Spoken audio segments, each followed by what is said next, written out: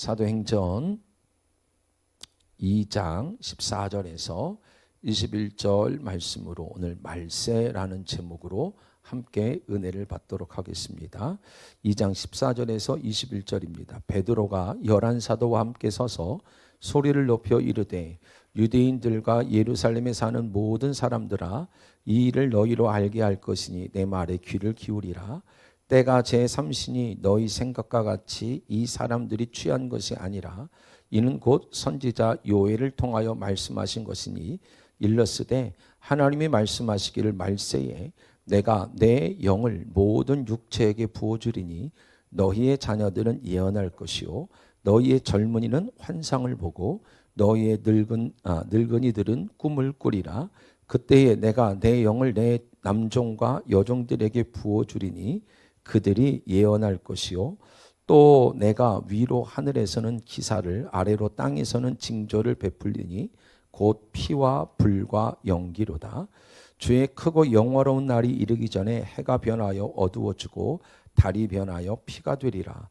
누구든지 주의 이름을 부르는 자는 구원을 받으리라 하였느니라. 이스라엘 사람들아, 이 말을 들으라. 너희도 아는 바와 같이 하나님께서 나사렛 예수로 큰 권능과 기사와 표적을 너희 가운데서 베푸사 너희 앞에서 그를 증언하셨느니라. 그가 하나님께서 정하신 뜻과 미리 아신 대로 내준 바 되었거늘 너희가 법 없는 자들의 손을 빌려 못 박아 죽었으나. 아멘. 자, 오늘 하나님 말씀의 제목은 말세입니다. 오늘 여러분 뉴스를 보니까 미국 캘리포니아는 여러분 물난리가 났대요. 그런데 여러분 정말 재미있는 것은 뉴욕에는 눈난리가 나서 지금 물과 눈이 지금 미국 전역을 덮고 있다 그래요. 더 기이한 것은 사우디에 그 사막에 눈이 내려서 지금 여러분 제설 작업을 할 정도의 눈이 내리고 있는 정말로 이상기후, 이것이 마태복음 24장에 말하는 여러분 각처의 기근과 지진과 전쟁이 될 것이다. 그런데 여러분 가장 중요한 것은 바로 뭐냐면 여러분 교회 안에 성전 안에 뭐가 없어진다 그러죠? 사랑이 없어질 거다. 그 사랑은 여러분 필레오라는 인간적인 사랑이 아니라 하나님의 복음을 모르는 그러한 시대가 될 거다라고 성경은 예언하는 거예요.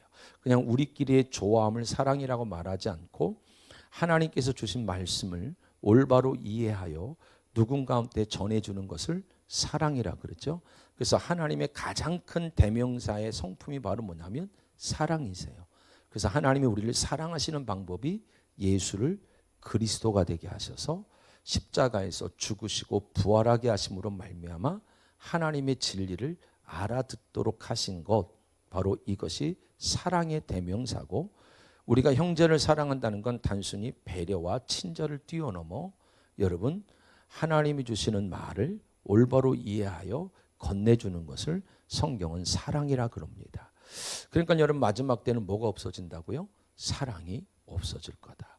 이 말은 매우 무서운 말이죠. 교회에 진리가 없어질 거라는 거예요. 세상적인 교훈과 세상적인 이야기만 하는 때가 될 거다. 우리가 여러분 레위기 한번 볼까요? 23장에 우리가 금요 철학 때 봤는데, 자, 레위기 22장 1절입니다. 자, 레위기 22장 1절입니다. 1절과 2절 같이 한번 소리내서 읽어봅시다. 시작. 여호와께서 모세에게 말씀하여 이르시되 아론과 그의 아들들에게 말하여 그들로 이스라엘 자손이 내게 드리는 그 성물에 대하여 스스로 구별하여 내 성물을 욕되게 함이 없게 하라. 나는 여호와니라. 아멘. 여기서 말하는 성물은 이러한 기구들을 말하는 것이 아니라 제물을 상징하는 거예요. 그러니까 하나님께 드려져야 되는 제물은 소나 양이나 염소였지만 원래는 그 죄로 드려져야 되는 존재는 바로 저와 여러분입니다. 저와 여러분이 죽음으로 하나님 앞에 죄값을 묻는 것을 성물이라고 말했는데, 대신 제물의 완성이신 누가 오신 거죠? 예수가 오신 거예요. 그래서 여러분 하나님은 우리들의 질병, 가난, 자녀들의 문제를 통하여서 하나님은 딱 하나입니다. 바로 내가 그들을 통하여 거룩함을 받을 거다. 자, 레위기 22장 자, 32절 같이 봅시다. 32절입니다. 시작. 너희는 내 성호를 속되게 하지 말라. 나는 이스라엘 자손 중에서 거룩해함을 받을 것이니라. 거룩함은 하나님께 돌려드릴 수 있는 영광이 아닙니다. 거룩함은 하나님이 자기 영광을 위해서 하시는 일이에요. 그게 바로 뭐였냐면 에스겔서를 보게 되어지면 하나님이 그 거룩함을 사람에게 빼앗기지 아니하고 하나님이 자기 스스로 이 일을 하시겠대요. 그러면서 우리에게 새 영을 부어주리니 이렇게 말합니다. 십자가를 통하여서 하나님의 영, 성경에서 말하는 하나님의 영은 말씀입니다. 진리의 영으로 오신 그 예수 그리스도를 통하여서 하나님의 말씀으로 간섭을 받고 하나님 말씀을 이해하고 하나님 말씀에 내 삶을 드리는 자들이 생길 거다. 그러니까 하나님께서 우리의 질병, 때로는 가난, 자녀들의 문제를 통하여서 거룩함을 받아낼 거라는 것은 그 속에서 하나님의 뜻을 알고 하나님의 일하심을 알아듣는 사람들이 바로 그 하나님의 뜻 앞에 헌신되게 하실 거다라는 것이 하나님의 거룩함이에요. 그래서 여러분 우리가 마태복음에 보면 주기도문을 외울 때 거룩히 여김을 받으시오며 라는 기도를 꼭 하라는 겁니다.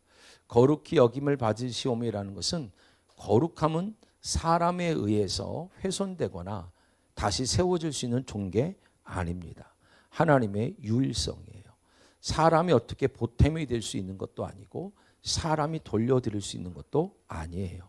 하나님이 자기 열심으로 자기의 십자가로 바로 우리를 거룩함으로 받아내시겠다라고 선언하시는 장면이죠.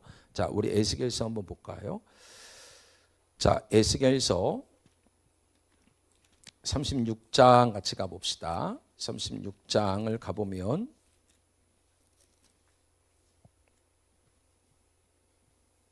22절 같이 한번 읽어봅시다. 자, 22절입니다. 시작. 그러므로 너는 이스라엘 족속에게 이르기를 주 여호와께서 이같이 말씀하시기를 이스라엘 족속아 내가 이렇게 행함은 너희를 위함이 아니요 너희가 들어간 그 여러 나라에서 더럽힌 나의 거룩한 이름을 위함이라. 자꾸 하나님의 이름을 뭐 했대요? 더럽혔대요. 하나님의 성호를 욕되게 했대요. 그러니까 여러분 하나님의 성호를 욕되게 하고 하나님의 이름을 더럽게 해서 하나님이 그들을 70년 동안 포로로 끌려보냈다라고 말합니다. 그들이 하나님의 이름을 거룩히 함을 욕되게 했다라는 것은 제가 조금 전에 뭐라고 말씀드렸냐면 사람은 하나님의 거룩함을 훼손할 수 없다 그랬어요. 그런데 하나님은 왜 이런 표현을 쓰셨냐면 사람이 또한 거룩함을 돌릴 수도 없는 존재라는 거예요. 하나님께서 성령을 통해서만, 다시 말해서 십자가를 통해서만 성령이 우리 가운데 오셔야 우리는 하나님의 뜻대로 살 수가 있게 되어지지, 의지나 결단, 결심으로는 그 누구도 하나님의 뜻대로 살 수가 없는 거예요. 하나님이 우리에게 약함 속에서 우리를 하나님을 의존하는 자로 만드시고 성령을 받은 저와 여러분에게 바로 하나님의 거룩한 이름을 위하여 살도록 하시는 줄 믿습니다. 그래서 여러분 25절부터 27절 같이 볼까요? 자, 같이 한번 소리내서 읽어볼게요. 시작. 맑은 물을 너희에게 뿌려서 너희로 정결하게 하되 곧 너희 모든 더러운 것에서와 모든 우상 숭배에서 너희를 정결하게 할 것이며 또 새 영을 너희 속에 두고 새 마음을 너희에게 주되 너희 육신에서 굳은 마음을 제거하고 부드러운 마음을 줄 것이며 또 내 영을 너희 속에 두어 너희로 내 율례를 행하게 하리니 너희가 내 규례를 지켜 행할지니라. 바로 이것이 하나님의 거룩함이었어요. 그래서 여러분 요한계시록 1장 3절 같이 한번 봅시다. 자, 우리 같이 한번 요한계시록 1장 3절입니다. 읽어볼까요? 시작. 이 예언의 말씀을 읽는 자와 듣는 자와 그 가운데 기록한 것을 지키는 자들이 복이 있나니 때가 가까움이니라. 그래서 하나님의 거룩함이라는 것은 나 거룩해가 아니라 하나님 말씀을 읽고 그 말씀을 들을 수 있고, 왜냐하면 이제는 우리는 성령을 받았기 때문에 말씀 속에 담겨져 있는 하나님의 말씀을 들을 수 있고 그 듣는 대로 하나님의 뜻대로 살 수 있는 존재가 되어졌습니다. 하나님께서는 이것이 아니었을 때 이스라엘 백성들을 포로로 끌려가게 하셨던 거예요. 성도 여러분, 하나님 말씀을 지키지 않고 하나님의 뜻대로 살지 않고 구원에 이르거나 복을 받을 수 있는 방법은 없습니다. 하나님은 그 말씀을 읽는 자와 듣는 자, 그 가운데 거룩한 것을 지키는 자가 복이 있을 거다라고 말하죠. 근데 구약의 성도들은 들을 수는 없었어요. 자기들의 모국어기 때문에 읽을 수 있었는데 그 속에 담겨 있는 하나님의 뜻을 알아들을 수가 없었지요. 그런데 하나님은 이와 같은 모습으로 우리의 약함 속에서 하나님의 거룩함을 자기가 드러내시는 방법을 택했는데 다시 레위기 22장 2절을 같이 볼까요? 자, 같이 한번 읽어봅시다. 시작. 아론과 그의 아들들에게 말하여 그들로 이스라엘 자손이 내게 드리는 그 성물에 대하여 스스로 구별하여 내 성호를 욕됨이 없게 하라. 내 성호를 쉔 코드시 그래요. 하나님의 인격 명성을 무슨 말이냐면 욕되게 하다라는 말이 할랄이란 뜻인데 속을 비우다, 구멍을 내다 이런 뜻인데 거룩한 하나님의 뜻을 이 완성을 이루어야 되는데 일상생활의 일로 무너뜨리다 이런 뜻이에요. 여러분, 우리에게는 질병이 있을 수도 있고 가난이 있을 수도 있고 자녀들의 문제가 있을 수도 있고 부모님의 문제가 있을 수도 있어요.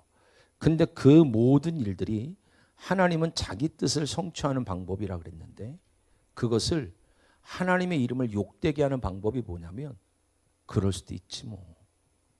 사람은 다 그런 거 아니야? 이게 여러분 누구 이름을 욕되게 하는 거라고요? 여호와 이름을 망령되게 하는 거예요. 모든 하나님의 일에는요 우연이 없습니다.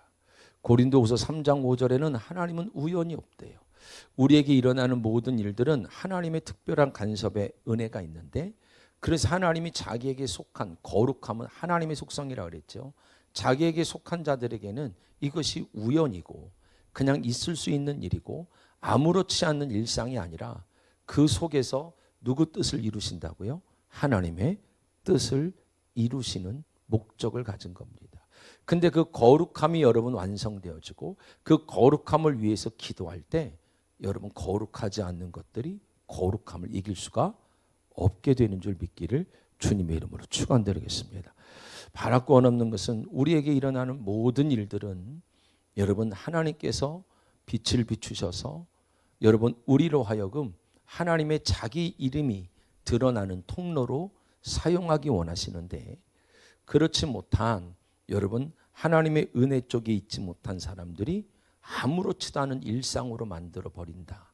그래서 우리로 하여금 마지막 때에 경계하기 원하시는 줄 믿기를 주님의 이름으로 축복합니다. 오늘 여러분 주님께서 말세라고 이야기를 했어요. 성경의 말세라고 말하면 좀 아까 말했던 것처럼 자연, 지진, 재해 그리고 수많은 전쟁들이 지금도 아직 끝나지 않고 있지요. 성경대로 이루어졌지만 더 무서운 게 바로 뭐라고요? 바로 교회 안에 진리가 없는 거예요. 성도의 모임 속에 거룩함이 없는 거예요. 성도에게서 일어나는 일들 속에 하나님의 사랑을 받을 자가 없는 거예요. 이것이 가장 마지막 때 일어나는 증상인 겁니다. 교회를 다녔는데 평생 교회를 다녔는데 하나님과 상관이 없을 수도 있단 말입니다. 왜냐하면 이 사랑은 단순히 하나님을 사랑합니다라는 믿음의 고백이나 우리끼리의 연합, 우리끼리의 하나됨을 뛰어넘어서 바로 그 모든 일에서 거룩함을 취하기 원하시는 하나님의 뜻이 이루어지는 사랑을 할 수 있고 또 목장마다 여러분 리더들이 그 일들을 아무렇지도 않다라고 말하면서 안심을 시키는 정도가 되면 안 됩니다. 그 속에서 같이 기도하시고 같이 여러분 중보하시고 같이 은혜 받는 통로가 되셔서 정말로 여러분 우리에게서 일어나는 일들을 통하여서 거룩함이 세워지는 은혜와 은총이 있기를 주님의 이름으로 축원드리겠습니다. 이것이 여러분 전형적으로 우리 바깥에 나타나는 말세예요. 그런데 우리 바깥에 일어나는 말세보다 더 중요한 게 우리 한 사람 한 사람도 말세가 있어요, 없어요? 있지요. 우리 한 사람에게도 여러분 반드시 개인, 마지막 때의 종말이 있지만 개인의 종말도 있다라는 겁니다. 근데 그 종말을 그 누구도 알 수 없도록 창조하셨대요. 오늘이 종말인 분들도 많이 계실 거고, 내일이신 분들도 계실 거고, 아니 10년 후에 20년 후에 그 종말을 맞기도 하죠. 그때에 순차적으로 다시 일어나는 게 아니라 영적인 세상은 여러분 시간의 개념이 없어서 동시라고 표현하는 것뿐인 거예요. 그때 여러분 막 어떤 사람이 먼저 돌아가신 분이 먼저 예수를 만나고 그런 게 아니라 우리 편에서는 시간차가 있는 것 같으나 하나님 편에서는 동시인 겁니다. 우리에게 종말을 맞으면 우리는 눈을 뜨고 보면 천국에 있든지 그렇지 않든지 둘 중에 하나가 되는 거죠. 제가 여러분 성경에서 제일 닮고 싶었던 사람 중에 하나가 그거라 했잖아요. 예수 옆에 있는 강도요. 내 마음대로 살다가 주님 부르시면 예수 잘 믿지요. 주님 저를 영접해 주세요. 그러면 되지 않을까? 그때 주님 하신 말씀이 있어요. 너의 종말을 네가 아니? 정말로 여러분 우리 인생의 끝을 아시는 분이 있을까요? 정말로 여러분 나의 날의 마지막 날을 상상해 보셨습니까? 영원히 이렇게 살 거라고 생각되십니까? 여러분 날의 마지막에 어떻게 될 것 같습니까? 여러분 사람은 누구에게나 종말이 있죠. 오늘 여러분 이 말세라는 말을 주님께서 하시면서 17절에 말세라고 말해요. 에스카토스 헤메라라고 말해요. 날의 끝, 마지막 이런 뜻이에요. 그리고 18절에는 그때가 있고 20절에는 주의 날이 있을 거다 이렇게 말합니다. 이것은 막연하게 지구상에 일어나는 일이 아니라 지금 베드로를 통하여서 하나님은 우리 가운데 말씀하시는데 특별히 베드로가 구약에 있는 성도였잖아요. 더더군다나 성경을 한자도 몰랐던 사람이고 글도 몰랐던 자에게 방언이 임한 거예요. 하나님의 말씀이 임한 거예요. 하나님의 말씀이 임하고 나니까 구약 안에 있는 복음을 이야기를 하는 거예요. 이게 성령이 임한 자의 특징이에요. 하나님 말씀을 모르고 성령을 여러분 충만함으로 말할 수는 없어요.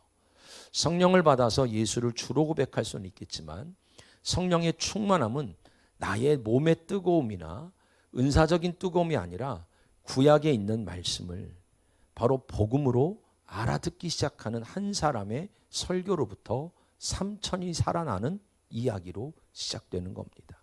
그러면서 여러분 그 종말에 관한 이야기를 내 바깥에 일어나는 일들로 이야기를 하지 않고 여러분 개인에게 일어나는 일로 성경은 우리 가운데 조명하기 원하시는 거예요. 그래서 보십시다. 16절부터 18절까지 읽어볼게요. 자, 같이 한번 읽어봅시다. 시작.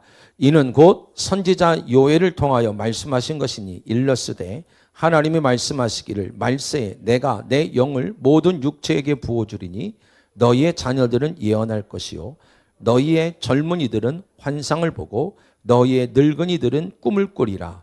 그때 내가 내 영을 내 남종과 여종에게 부어주리니 그들이 예언할 것이다. 아멘. 자, 그러면 베드로를 통하여서 하나님이 선포하신 말세의 여러분 시작은 언제입니까? 제가 좀 아까 말했던 사회에 일어난 말세는 우리와 상관이 없어요. 왜냐하면 그 말세에 우리가 죽지는 않거든요. 우리 개인의 말세가 있어요. 우리 개인의 종말이 있단 말입니다. 언제부터라는 거예요? 여러분이 주를 고백하신 순간부터 종말이 시작된 거예요. 내가 예수를 시인한 날부터 우리는 말세가 시작된 거예요. 그냥 보기 싫은 세상, 어지러운 세상을 말하는 것이 아니라 이 말세가 시작되어져서 둘로 나뉘어지는 세상이 오기 시작하는 거예요. 하나님의 복음을 아는 자와 그냥 종교를 가진 자가 나뉘기 시작하는 거예요. 하나님은 누군가에게 하나님은 심판이 오고 누군가에게는 구원으로 다가서시는데 그 기준을 지금 뭘로 얘기하고 있냐면 요엘서에 말했던 바로 성령이 남종과 여종에게 부어지리라 라고 말합니다. 여러분 우리가 예수 그리스도를 믿는 순간 에스카토스 여러분 헤메라는 날의 끝이 시작되는 겁니다.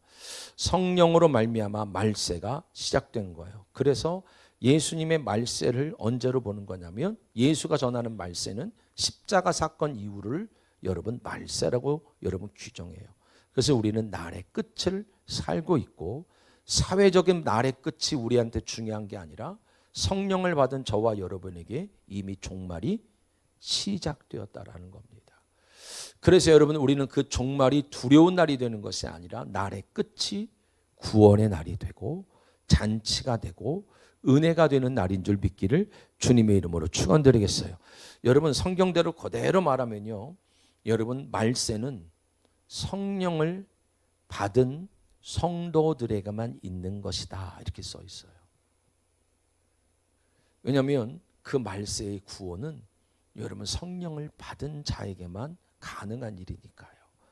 그래서 여러분 말세는 여러분 우리 가운데 이야기를 합니다. 그러면서 말세를 말하면서 누구든지 여호와의 이름을 부르는 자는 구원을 받을 것이다 라고 지금 이야기하죠. 21절 같이 한번 봅시다. 자, 21절입니다. 자, 같이 한번 읽어봅시다. 시작. 누구든지 주의 이름을 부르는 자는 구원을 받으리라. 주의 이름을 부른다라는 여러분 구약식의 이름은 예배지요. 근데 그 예배라는 것이 교회라는 건물을 오래 다닌 예배당을 다닌 예배를 말하진 않아요. 왜냐하면 그래서 여러분 그 예배의 핵심을 뭐라고 말하냐면 23절 같이 봅시다. 자, 23절입니다. 자, 같이 한번 읽어볼까요? 시작. 그가 하나님께서 정하신 뜻과 미리 아신 대로 내준 바 되었거늘 너희가 법 없는 자들의 손을 빌려 못 박아 죽였으나. 여러분 말세를 만나지 못하는 그냥 이 지구의 종말과 끝날 사람들의 특징이 뭐냐면 뭐가 없는 자라고요? 법이 없어요. 누가 법이에요? 나요. 내가 교회를 다녔던 경험이 법이에요. 나의 습관이 법이에요. 나의 생활 방식이 법이에요. 내가 교회를 바라보는 여러분 나의 오름이 법이에요. 그들을 하나님은 뭐라고 표현하냐면 법이 없는 자다라고 말해요. 근데 여러분 말세를 만난 자들에게는 성령으로 여러분 예배자가 된다 그랬죠. 자, 보세요. 요한복음 4장 같이 볼까요? 자, 요한복음 4장 자 23절 같이 봅시다. 4장 23절 자 시작. 아버지께 참되게 예배하는 자들은 영과 진리로 예배할 때가 오나니 곧 이때라. 아버지께서는 자기에게 이렇게 예배하는 자들을 뭐한대요? 그게 말세를 만난 성도예요. 말세는 끝이 아니라 구원의 시작을 말합니다. 그러니까 여러분 말세는 하나님의 영을 받은 사람들에게만 시작되는 은혜란 말이에요. 그런데 그들에게 하나님이 가장 큰 특징이 주의 법이 있는 자고 그들은 하나님을 뭐하는 자라고요? 예배하는 자라서 여호와의 이름을 부르는 자니까요. 그런데 이 예수님께서 말하는 예배라는 것은 영과 진리로 예배할지니라. 이 진리라는 게 알레테이아 그래요. 무슨 말이냐면 실체예요. 뭐라고요? 실체예요. 그러니까 여러분 제자들이요 풍랑을 만났을 때 예수님을 뭐라 부르죠? 유령이요. 왜 그렇게 불렀을까요? 지금도 예배를 드리고 기도 생활하는데 실체가 없는 예배를 드리는 분들이 많아요. 안 잡히죠. 그분이 안 잡히는 거예요. 왜요? 실체가 없으니까. 실체가 안 잡히니까 자꾸 뭐예요? 느끼려고 한단 말이에요. 그러니까 여러분 실체가 없는 느낌이 믿음일 수가 없어요. 그건 여러분 성령을 올바로 받질 못했거나 아주 믿음이 미약하거나 어리기 때문에 그래요. 여러분 이 일레떼야라는 단어가 진리예요. 실체. 그러니까 여러분 믿는 내용이 없단 말입니다. 내용이 없는 믿음. 뭘 대상은 알겠는데 그 대상이 우리 가운데 믿음은 이런 거야 라고 실체를 예수를 이 땅 가운데 오셨으나 이 땅에 있는 예수로는 내가 구원을 받을 수가 없습니다. 그 예수라는 그 능력을 행했던 분이 실체가 돼서 내 안에 계셔야 되는 거죠. 그럼 최소한 여러분 예수가 내 안에 있다면 우리가 약해서 죄는 지을 수는 있겠지만 죄가 자유로울 수는 없어요. 계속 부딪힘이 와야죠. 부딪힘이 속에서 전쟁이. 아니 그렇게 안 살고 싶은데 그렇게 되고, 아 나 예수 믿어야 되는데 하면서 안 되면서 그런 부딪힘이 있거나, 두 번째로는 조금 더 믿음이 자라난다면 여러분 최소한 믿는 내용에 대한, 나의 삶 속에 일어나는 일들에 대한 확신이 있어야 돼요. 제가 오늘 오전에 찬양하면서 뭐라고 그랬어요? 하나님이 제자들을 어디서 만난다 그랬죠? 갈릴리요. 가장 이방의 갈릴리, 가장 어두운데, 가장 힘든 때, 거기서 빛을 만난 사람들이 있어요. 그러니까 여러분, 많은 간증들을 제가 별로 안 좋아하는 이유 중에 뭐냐면, 제가 보기에는 실체가 없는 간증이에요. 아무도 고증할 수도 없어. 진짜 그랬는지. 진짜 그랬는지 안 그랬는지가 중요한 것이 아니라, 그 가난했던 경험이, 그 병들었던 경험 속에서 예수라는 빛을 만났다면, 진짜 실체를 만났다면 사실은 다시 그 길로 돌아가고 싶지 않아서, 다시 그때의 삶을 살고 싶지 않아서 사실은 방향이 바뀌는 거죠. 근데 여러분, 예수를 믿으면서 성령의 체험들은 하는데 실체가 없는 거예요. 그러니까 돌아갈 자리가 없어요. 믿음이 한번 무너지면 어떻게 돌아가야 될지 몰라요. 믿음이 한번 쓰러지면 어떻게 세워질 줄 몰라요. 그러니까 늘 어디에 붙들려 있어요? 과거에, 상처에, 지난날에 붙들려 있어요. 제자들이 예수를 유령이라고 부르는 거예요. 무서워서가 아니라 제자들에게는 아직 예수가 실제가 아니라는 겁니다. 실제로 눈으로 봤던 33살의 청년이지만 믿음이라는 실제가 아직 안으로 들어오질 않았다라는 거죠. 그래서 믿는다라는 것은 믿음의 내용이 있든지 믿음의 확신이 있든지, 아멘. 여러분 믿음의 갈등이 있든지, 어떤 여러분 믿음 안에서 이 안에서 일어나는 일이 있을 때 그것이 시간을 두고 자라나면서 믿음의 실제가 있기를 주님의 이름으로 축원드렸어요. 그래서 주님은 누구의 예배를 받으신다고요? 실제가 있는 자의 예배를 받으신다는 거예요. 근데 여러분, 제가 사실은 올해 좀 우리 공동위원회가 좀 구성이 되고 좀 말하고 같이 좀 얘기할 분들이 있으면 주일 예배를 한 번으로 좀 바꾸려고 그랬어요. 굳이 2번씩 3번씩 드리는 게 아니라 조금 실체를 가지고 고민해 봤으면 좋겠다. 내 안에 다른 사람이 보기에 창피하다고 나는 실체가 없는데도 있는 척하는 것이 아니라, 그래서 어떤 일이든 그냥 그럴듯한 평범한 일로 만드는 것이 아니라, 그래 나도 그때 하나님을 만났어. 갈릴리에서 나도 빛을 봐서 내가 그렇게 가난하고 내가 그렇게 병들고 내가 그렇게 믿음의 갈등이 있을 때 나도 이렇게 해봤네. 근데 그게 지금 안 되는 줄도 알죠. 왜냐하면 믿음의 실체를 만나본 사람들은요, 나도 그때 안 됐어요. 제가 여러분 늘 하는 말 있죠. 병들었을 때는요 기도 안 나옵니다. 병들었을 때 기도한다는 건 거의 거짓말이에요. 무슨 기도를 해요? 어떻게 기도를 해? 아픈데요. 기도를 해도 중얼중얼 되잖아요. 제가 그래 봤으니까 안다니까요. 그래서 여러분 제일 중요한 게 바로 뭐냐면 기도하는 사람과의 신뢰라니까요. 누군가가 그 사람의 영혼이 안타까워서 기도를 해주려고 해도 괜찮다 그래요. 그러니까 여러분 육체의 질병, 가난의 모습, 삶의 어려움이요 영적인 질병으로 가잖아요. 이는 실체가 없음을 말하고 싶진 않을 때가 있어요. 근데 믿음은 용기를 내셔야 돼요.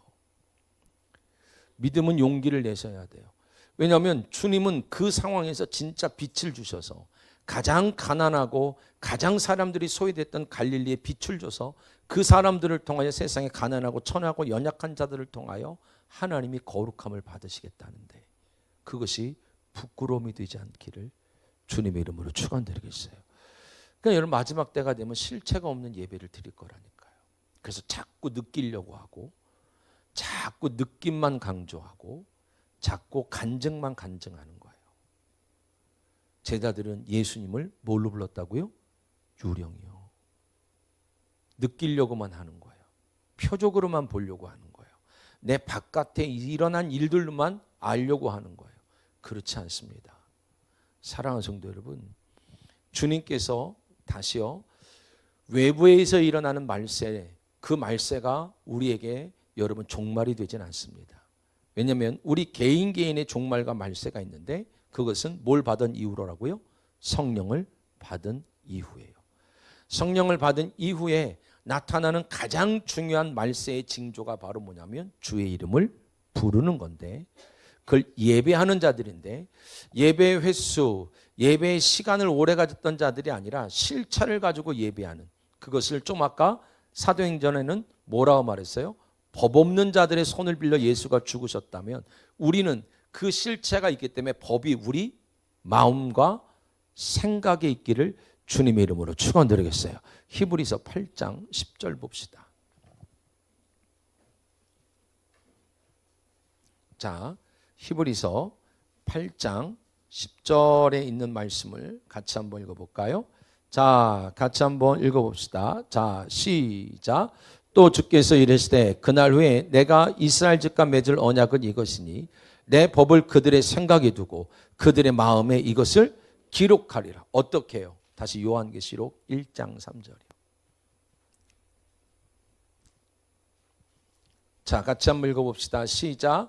이 예언의 말씀을 읽는 자와 듣는 자와 그 가운데 기록한 것을 지키는 자들이 복이 있느니라. 아멘. 여러분 올 한 해 말씀 읽으십시오. 말씀을 읽고 기도하십시다. 그래서 여러분 그 말씀이 여러분의 나의 생각과 마음 속에서 하나님의 거룩함으로 드려지는 역사가 있기를 축복합니다. 그 시간이 지나면 내 안에 여러분 붙잡히지 않는, 그래서 성도들이 기도하자 그래도 예배하자 그래도 별로 여러분 뜨겁게 안 되는 이유 중에 하나를 알아요. 왜냐하면 그 실체에 대한 분명한 답이 없기 때문에 그래요. 막연하게 잡히는 거예요. 예수가 너무나 오랜 세월. 그러니까 여러분 옛날에 내 인생 속에 있었던 그 일밖에 말할 게 없는 거예요. 뭐 조금 남들보다 된 일밖에 말할 게 없는 거예요. 그런데 여러분이 말씀을 읽으셔야 되고 말씀 속에서 하나님의 음성을 들으셔야 되고 그것을 따라서 여러분 삶을 살아갈 때 우리 안에는 이제 전쟁이 일어나요. 갈등이 일어나요. 그러니까 완전한 윤리와 도덕적인 삶을 원하는 것이 아니라 갈등을 원하신다고요. 아, 하나님의 뜻은 이건데 이렇게 살질 못하네. 요 갈등에서부터 하나님은 어떤 은혜를 주냐면 이제 그 갈릴리라고 생각되어진 그 어둠의 자리, 때로는 죄의 자리, 넘어짐의 자리에 진짜 빛이 들어와 하나님이 그 간증으로 쓰기 시작하시고, 더 나아가 저와 여러분에게 말씀이라는 것이 여러분 단순히, 그래서 성도들이 제가 늘 얘기하잖아요. 듣기 싫을 정도로 얘기하는 게 뭐예요? 덮어놓고 예수를 믿는다고요. 그냥 에이 모르겠다, 기도나 했었자. 이거 자꾸 느끼려고 해서 그래요. 하나님의 말씀이 실체가 되면, 믿는 내용이 들어와 버리면 그게 우리의 가치관이 돼서요, 선택하거나 살아가는 모든 일들이 그냥 신명기 28장에 있는 말씀처럼 걸어도 넘어져도 여러분이 쉬는 것도 여러분이 삶을 살아가는 모든 일들이 하나님은 순종으로 보시고, 하나님의 순종은 뭔가 몇 개를 지켜내는 것이 아니라 우리의 온전한 가치관의 변화가 되어져서 여러분 그 은혜와 은총이 입혀지기를 주님의 이름으로 축원드리겠습니다. 이것은 매우 중요한 거예요. 그래서 여러분 창세기 5장 24절 같이 볼까요?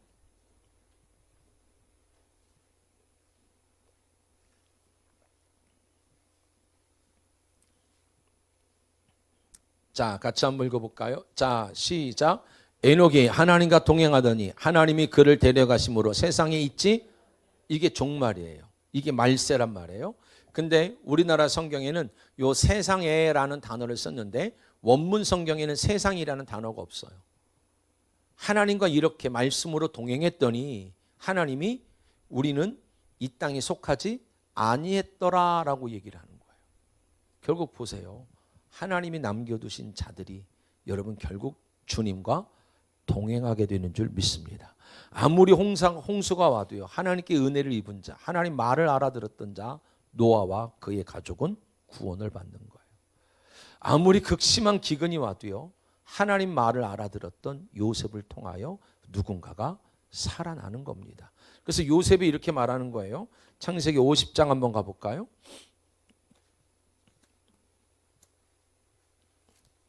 여러분 우리 한 사람 한 사람은 이미 말세가 시작된 겁니다. 그래서 하나님이 그 거룩함을 취하시려고 여러 상황 속에서도 하나님 말씀을 따라갈 수밖에 없도록 끌고 가세요. 여러분 안에 갈등도 있어야 되고 여러분의 확신도 들어야 되고 여러분 믿음의 내용도 꼭 생기기를 축복합니다. 그 과정이 있어야 여러분의 진짜 신앙생활이요 어떤 일에도 흔들리지 않아요. 하나님은 그래서 세상에 속한 자가 아니라 너희 시민권은 어디 있는지라 하늘에 있는지라. 여러분 우리를 그 삶을 살아내기를 원하세요. 자, 50장 21절 같이 봅시다. 자, 같이 한번 읽어봅시다. 자, 50장 21절 같이 한번 읽어볼까요? 자, 시작. 당신들은 두려워하지 마소서. 내가 당신들과 당신들의 자녀를 기르리라 하고 그들을 간곡한 말로 뭐 했다 그러죠? 위로했다 그래요. 여러분 보세요. 야곱이 죽고 나니까 요셉의 형제들이 자기가 행한 일 때문에 벌을 받을 것 같았던 거예요. 그때 요셉이 내가 하나님을 대신하리까 하면서 우리는 우리가 행한 일로 죄를 받거나 벌을 받지는 않습니다. 그게 복음입니다. 왜냐하면 예수 그리스도가 모든 죄를 다 사하신 줄 믿으셔야 됩니다. 우리는 그 죄 속에서도 연약함 속에서도 뭘 이루시는 중이라고요? 거룩함을 이루시는 중이지. 아멘. 그것이 죄값으로 돌아오거나 죄의 저주 아래 있게 되지는 않는 줄 믿으셔야 돼요. 아시겠죠? 자, 그러면서 이제 하나님께서 요셉을 통하여 말씀하는 거예요. 남은 자를 통하여 말하는 거예요. 하나님이 자기 백성을 돌보신대요. 근데 뭘로 돌보신대요? 간곡한 말로 돌보신대요. 이 간곡한 말이 뭘까를 생각해 보면 다바르 알 레밤 그래요. 레브라는 게 마음이에요. 마음. 이게 무슨 말이냐면 원어 그대로 해석하잖아요. 마음을 목표로 한 말 이런 뜻이에요. 하나님 말씀을 하는데 행동에다가 규정하지 않고 어디다가 목표를 두고 말한다고요? 마음이에요. 하나님은 저와 여러분의 마음을 꿰뚫고 계세요. 그래서 하나님은 마음에다 말을 하시는 거예요. 근데 마음이 하나님을 거부하는 거죠. 근데 말세를 만난 자들에게는요, 단순한 계명이나 한글이 아니라 오늘 베드로가 요엘서를 가지고 설교하듯이 그 하나님이 말씀하신 그 말씀 안에 진짜 뜻을 전하게 되는데 그 뜻을 올바로 알아들었던 몇이 살아났죠? 3천이 살아나듯이 저와 여러분도요, 하나님의 말씀은 저와 여러분의 인생을 돌보시는데 잘했다 우리가 뭔가 한 걸 가지고 말하지 않고 우리 마음이 하나님께 반응하길 원하시는 줄 믿습니다. 하나님은 우리 마음이 반응하길 원하는 거예요. 그러니까 여러분 참 하나님의 놀라운 은혜들이 있는 거죠. 그러니까 노아를 통하여서 은혜 받은 자를 통하여 하나님이 나머지를 건져내겠다. 먼저 하나님의 말세를 만난 은혜 받은 자를 통하여서 하나님은 그 말을 전해서 내가 내 백성을 돌보는 줄 알려주리라. 할렐루야. 그러면서 이사야서 1장 8절 보세요.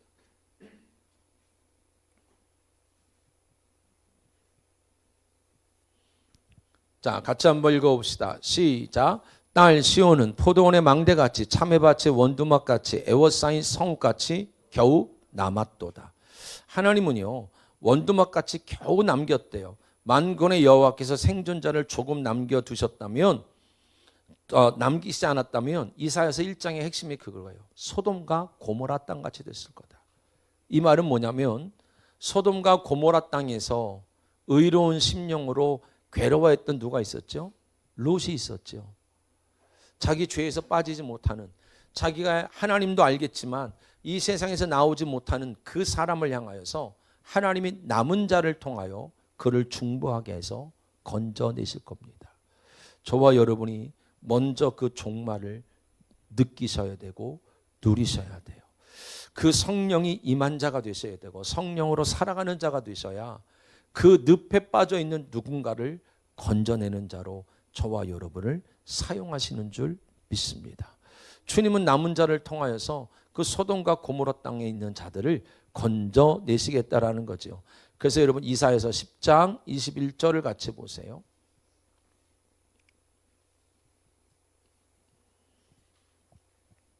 이사야 10장 21절 시작. 남은 자 곧 야곱의 남은 자가 능하신 하나님께 돌아올 것이다. 그 남은 자들을 통하여서 주께로 돌이킬 자들이 있음을 믿기를 주님의 이름으로 축원드리겠어요. 그 남은 자라는 건 말세를 만난 자들이에요. 생존자예요.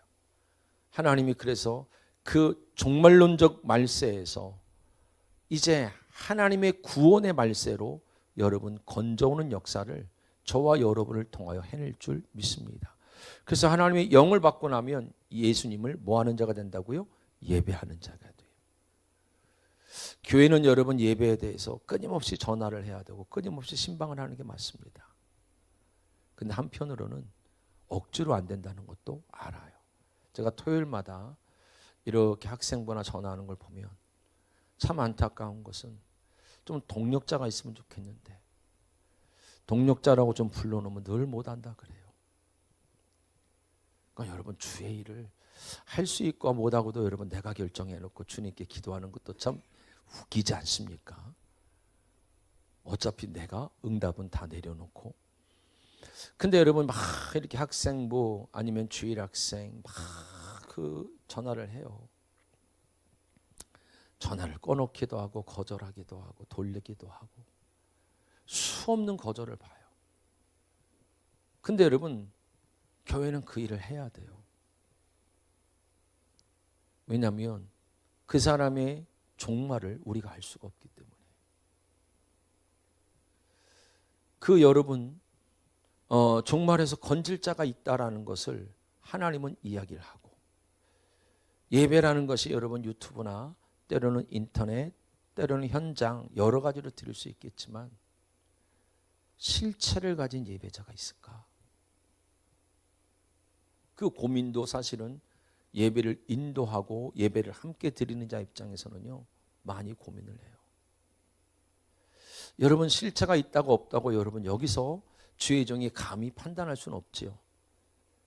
근데 여러분이 최소한 갈등을 하고 있다면 실체는 있는 겁니다. 여러분의 어려운 일, 힘든 일 속에 갈릴리가 있다면 돌아가야 될 첫사랑의 자리가 있다면 여러분에겐 실체가 있는 겁니다. 제가 오늘 아침에 도단이라는 곳을 묵상하다가 도단은 요셉이 버려진 곳이에요. 요셉이 형들에게 억울함 속에서 버려진 곳인데 열왕기하 6장을 보면 도단성이 있어요. 거기에 누가 있냐면 엘리사가 있습니다. 누군가는 버려지고 누군가는 형제들에게 누군가는 세상에서 버려진 자리인데 그 속에서 여러분 요셉이 하나님이 주신 은혜를 받고 나니까 남은 자가 되다 보니까 자기의 버려진 곳, 자기의 세상에서 여러분 거절을 받았던 것, 많은 사람들이 거절했던 그 자리에서 영적인 눈을 뜬 엘리사가 나오기도 하더라고요. 사랑하는 성도 여러분, 여러분이 어떤 자리를 걷고 왔든지 그냥 여러분 나 옛날에 고생 좀 했어 이런 얘기 말고 정말로 그곳이 도단이었기를 축복합니다. 정말로 그곳이 배신당하고 버려진 자들의 여러분 위로가 되어져서 정말로 거기서 영적으로 눈을 뜬 자들이 나오셔야 돼요. 정말로 여러분 거기서 하나님을 올바로 아는 자들이 나올 수 있는 갈릴리라면 여러분의 삶은 성공하신 겁니다. 더 나아가서 여러분 하나님을 느끼려고 하지 않았으면 좋겠어요. 실체가 있었으면 좋겠어요. 믿음이라는 내용. 정말로 말세에 여러분 성령이 부어지면 여러분 그들을 통하여서 여러분 뭐 한다 그러죠? 그들이 여러분 이상을 볼 것이요. 이제는 더 이상 땅의 것으로 연연하는 존재들이 아니라 하나님의 일들을 보게 되어지고 장래일을 알게 되어지고 그날을 준비하는 자로 살게 되어질 줄 믿습니다. 사랑하는 성도 여러분, 예수님은 여러분 우리 가운데 당부하시는 장면이 있어요. 창세기 21장 봅시다. 우리가 믿음의 은혜를 받는다는 거. 창세기 21장 22절과 23절 같이 한번 볼까요?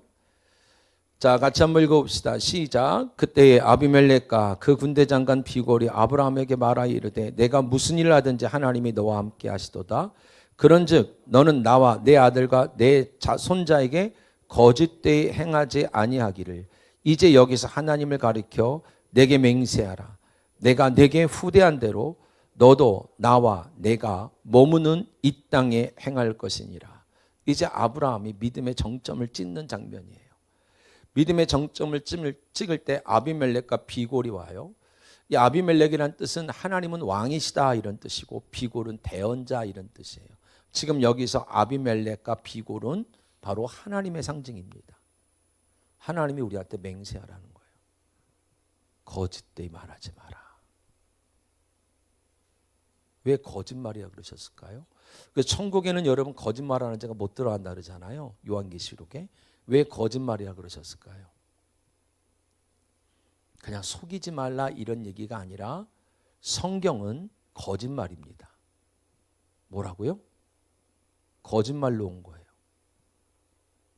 누군가에게 그 실체가 보여지는 것뿐이에요. 그래서 저마다 거짓말로 하나님을 얘기해요. 하나님 복 줄 거다. 하나님이 치료할 거다. 하나님이 되게 할 거다. 왜냐하면 내용을 모르기 때문에. 그래서 말세를 만난 자에게 하나님이 맹세를 받는 거예요. 너는 거짓말하면 안 돼. 이 속에 있는 하나님의 내용을 말해줘야 돼. 이 속에 있는 내용을 못 들으면 성경은 전부 거짓말이 돼서 아마 여러분 점점 시대가 지날수록 그 다음 세대들은 하나님을 안 믿을 거예요. 우리가 보는 글자대로 성경은 역사를 안 하니까. 그 속에 여러분 담겨있는 하나님의 참된 뜻은 말세를 만난 자들에게만 보이는 거예요. 그래서 예수님이 부활하신 다음에 타인이나 외국인이나 믿지 않는 자에게는 보여주질 않는 거예요. 자기를 증명할 필요가 없는 거예요. 억울함을 말할 필요가 없는 거예요. 누구한테만 보이시는 거냐면 구원받을 자에게만 보이시는 거예요. 말씀은 구원받을 자에게만 진리로 보입니다. 그래서 예수님이 전부 뭘로 말씀하셨다 그랬어요? 비유요. 그래서 제자들만 따로 앉혀놓고 내용을 가르쳐주시고 나머지 무리들은 예수님의 말을 들었는데 다른 말을 들은 것뿐이에요. 성경이 거짓말이라는 건 나쁜 말이란 얘기가 아니라 속에 진짜 뜻이 있단 말이에요.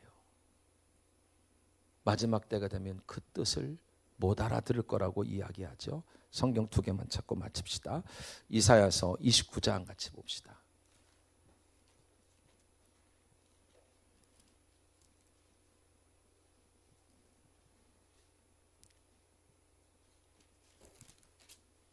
(9절부터) (12절까지요) 같이 한번 봅시다. 시작. 너희는 놀라고 놀라라. 너희의 맹인이 되고 맹인이 되라. 그들의 취함이 포도주로 말미암아 아니며 그들의 비틀거림이 독주로 말미암이 아니니라. 대저 여호와께서 깊이 잠들게 하는 영을 너희에게 부어주사 너희의 눈이 감기셨으니 그가 선지자들과 너희 지도자인 선견자들을 뭐 했다 그러죠? 그렇죠. 볼 수 없게 만들어 버렸어요. 하나님이 그러신 거예요. 그래서 성경이 안 열려요. 아무리 해도 안 열려요. 여러분 이 성경은요. 부활한 예수만 볼 수가 있어요. 부활을 약속받은 자, 예수와 함께 십자가에 죽고 새 생명이 되어진 자들에게만 보이는 거예요. 그러면서 뭐라고 말하냐면 11절부터 시작. 그러므로 모든 하나도 빠짐 않고요. 올이에요. 콜이라는 단어를 쓰는데 전부 계시가 너희에게는 봉안책의 말처럼 되었으니 그것을 글 아는 자에게 좀 이건 이 세상으로 하면 박사예요. 박사들에게 주며 이르기를 그대에게 청하노니 이를 읽으라 하면 그가 대답하기를 그것이 봉해졌으니 나는 못 읽겠노라 할 것이요.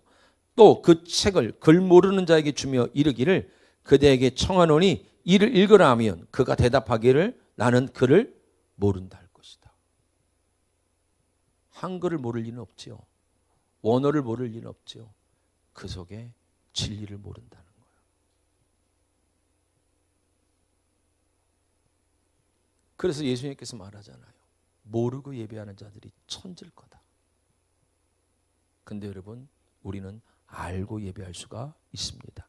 왜요? 여러분 안에 성령님이 계셔서 여러분 안에 갈등도 일어나야 되고 신앙적인 갈등도 일어나야 되고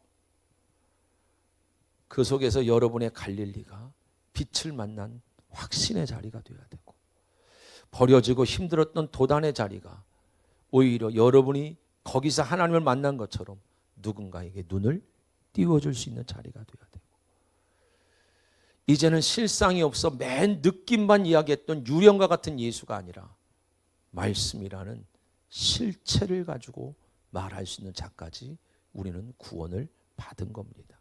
그래서 우리에게는 천국은 실제인 겁니다. 느낌도 아니고 소유도 아닙니다. 30장 같이 가볼까요? 8절부터 11절입니다. 자, 같이 한번 읽어봅시다. 시작. 이제 가서 백성 앞에서 서판에 기록하며 책에 써서 후세에 영원히 있게 하라. 자, 영원히 들으라는 거예요. 자, 9절 시작. 대저 이는 패역한 백성이요 거짓말하는 자식들이요 여호와의 법을 듣기 싫어하는 자식들이라. 그들이 선견자에게 이르기를 선견하지 말라. 선지자들에게 이르기를 우리에게 바른 것을 보이지 말라. 우리에게 부드러운 말을 하라. 거짓된 것을 보이라. 너희는 바른 길을 걸으며 첩경에 돌이키라. 이스라엘의 거룩하신 일을 우리 앞에서 떠나시게 하라 하는도다. 왜요? 교훈으로 가르쳐달라는 거예요. 도덕적인 이야기를 해달라는 거예요. 우리가 지킬 수 있는 걸 가르쳐달라는 거예요. 왜냐하면 우리가 지킬 수 있는 걸 해야 해내는 맛이 있거든요. 그런데 성경의 눈을 뜨면 영적으로 눈을 뜬다는 건 환상이나 꿈이 아니라 영적으로 눈을 뜨면 누가 보일까요? 뭐가 보일까요? 내가 보이는 거예요. 물속에 빠질 수밖에 없는 나. 안 보일 때 억울해. 왜 나만 안 되는 거야? 하나님 말씀에 눈을 뜨면요. 맞아. 내가 물속에 빠질 수밖에 없지. 그 전에는요. 누가 보여요? 할 수 있는 내가 보여요. 진짜 은혜가 온다는 건 맞아. 내 믿음으로는 내 실력으로는 물속에 빠질 수밖에 없어. 이 말은 뭐예요? 주가 건져주시지 않으면 주의 은혜가 아니면 나올 수가 없네. 그때 주가 보인다 그러는 거예요. 주가 보인다라는 건 누가 보이는 거예요? 내가 보이는 것과 똑같은 거예요. 실로암 모처 가서 눈을 떠야 되는데 더럽다는 걸 인지해야 씻을 필요를 느끼잖아요. 똑같아요. 나의 실력으로는 나의 삶으로는 하나님께서 나를 내 인생은 내가 아무리 운영을 해도 물에 빠질 수밖에 없네. 이걸 깨닫는 게 누굴 본 거라고요? 주를 본 자입니다. 그렇지 않으면 아직 내가 안 보이는 거예요. 사랑하는 성도 여러분, 우리에게는요 완전함도 완벽함도 요구하신 적이 없습니다. 그 갈등 속에서 주를 보기 원하시고 주를 봤던 자들이 갈릴리가 빛이 들어가게 되어지고 그 빛이 들어간 자들에게 하나님 말씀이 이제 거짓말이 아니라 그 속에 진리가. 그래서 여러분 우리 가운데 진짜 믿음의 확실함이 생겨서 여러분 우리의 종말이 무서운 게 아니라 여러분 기다려지고 사모되어지는, 그래서 여러분 그날에 우리의 삶 속에서도 여러분 만날 수 있는 놀랍고 귀한 은혜가 있기를 주님의 이름으로 축원드리겠습니다. 기도합시다. 사랑이 많으신 하나님 아버지 감사합니다. 하나님의 영이 임한 순간부터 우리 한 사람 한 사람의 종말이 시작됐습니다. 세상의 각처의 기근과 어려움을 보고도 남의 일처럼 느끼지 않게 하시고 우리 안에 수없는 죄와의 전쟁 속에 우리의 모습 속에 좌절하고 쓰러질 줄도 압니다. 그러나 그것이 도무지 내 힘으로 벗어날 수 없는 나를 본 것이 주를 본 거라 말씀하신 주여, 그 갈릴리가 하나님을 만난 빛의 자리가 되게 도와주옵소서.